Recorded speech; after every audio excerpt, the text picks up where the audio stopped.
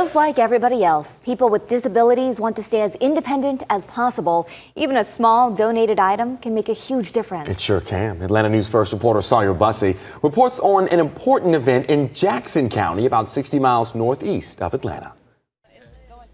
Giving back doesn't have to be complicated. In fact, it can be as easy as dropping a donation off into the hands of crews who can give it a second life.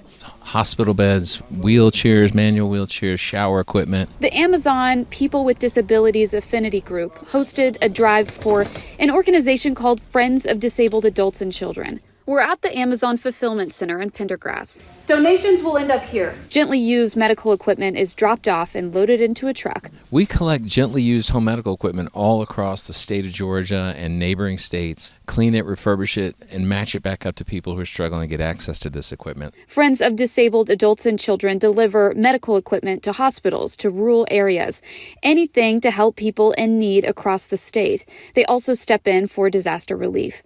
The whole point is to keep people independent as long as possible, which means taking away the accessibility barriers. It gives me a nice sense of accomplishment that I actually did something when I woke up today. I actually was able to provide some form of support, whether or not it be financially, emotionally, or as donating an item to someone who needs it.